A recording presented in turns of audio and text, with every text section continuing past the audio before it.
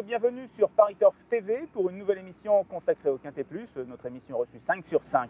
Alors, une précision, il n'y a aucun trucage dans cette émission, c'est bien le soleil de Normandie que vous voyez, pas de faux éclairage, pas de faux soleil.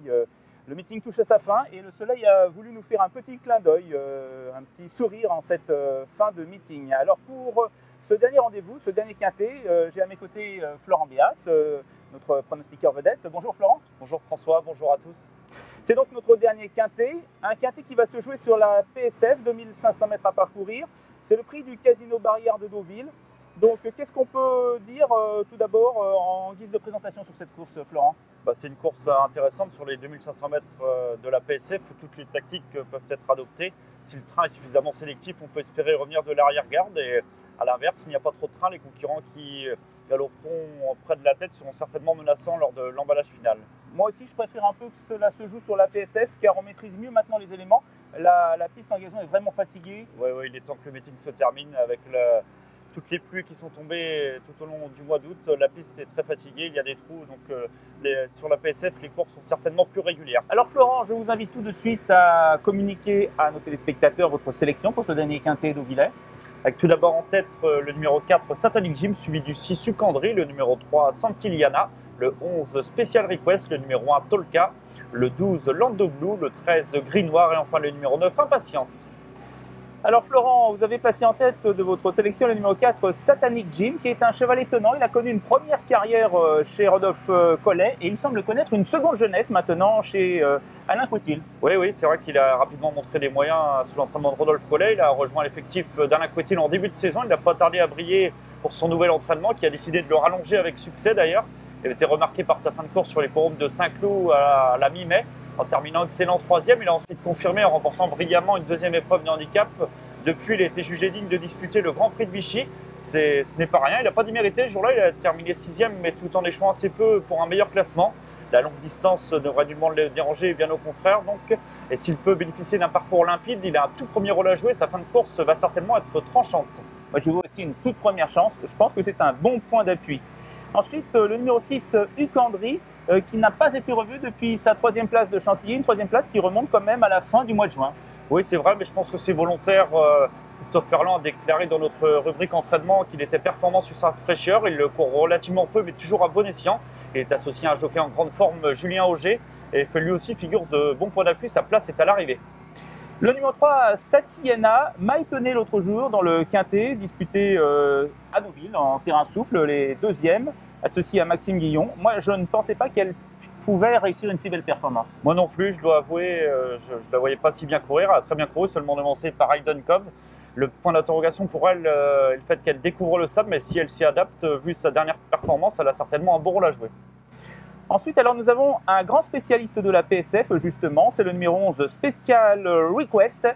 Et je vous invite à écouter tout de suite les propos de son propriétaire Philippe Laurin. Philippe Laurin que l'on connaît bien car il a été longtemps journaliste chez nous à Paris Turf.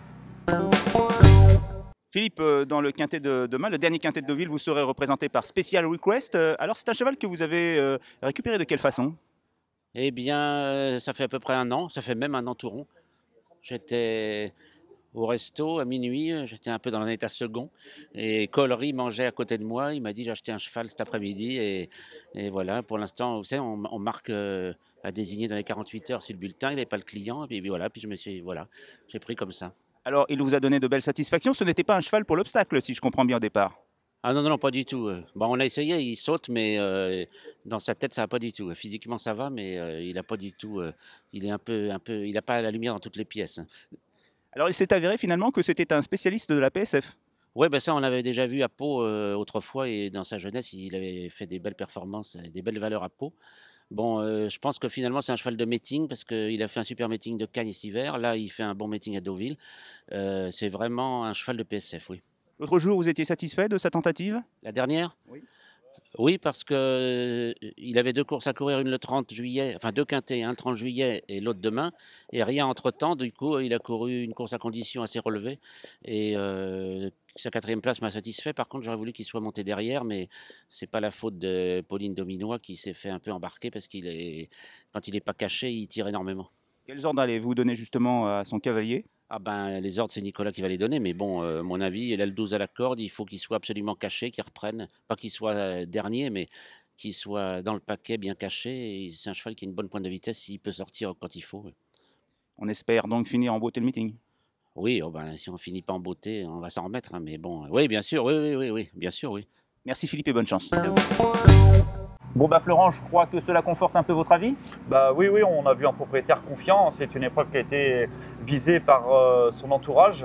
Il avait échoué de peu dans un quintet cannois l'hiver dernier. Il mériterait de remporter son événement. Il reste sur 2 tentatives de choix, que ce soit sur les 1900 mètres et associé à Christophe Soumillon. Il terminait bon 4e sur une distance probablement trop courte pour ses réelles aptitudes.